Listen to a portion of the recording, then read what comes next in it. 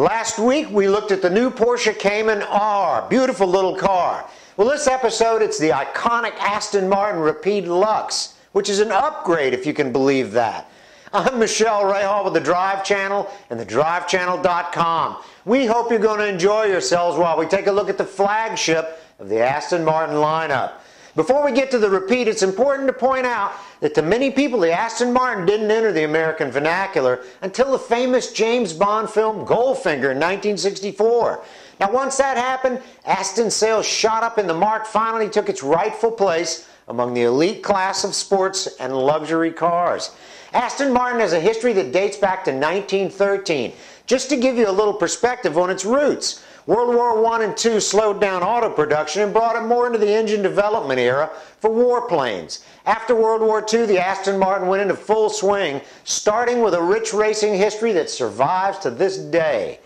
The company changed hands at least 5 times, and each time that it did, the cars had different design cues reflecting the owner's desires and plans. Finally, it's back in the control of English owners with Kuwaiti investment, and that brings the current offering of the cars.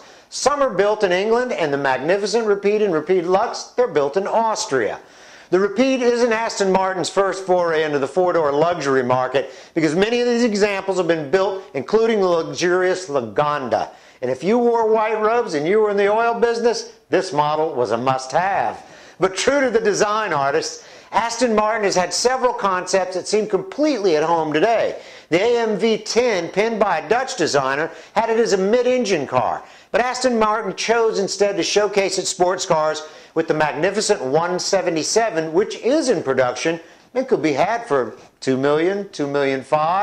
That's a little steep, but the real stunner for us mere mortals is the Aston Martin Rapide. In its newest upgrade, the Rapide Luxe. These automobiles represent much more than mere cars. They're handcrafted art.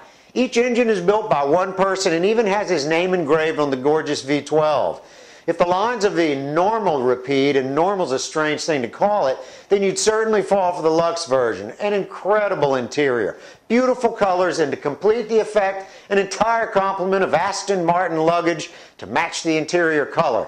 No Jerry Lewis Louis Vuitton stuff here. This is British opulence through and through. The Rapide itself matches perfectly with the sports cars in Aston's stable, such as the Vantage, DB Series, and the Vanquish. The lines are sleek and the performance for a car this size is more than adequate. Now, the Porsche Pan America may match it in driving, but it can't come close to the beauty that this car exudes.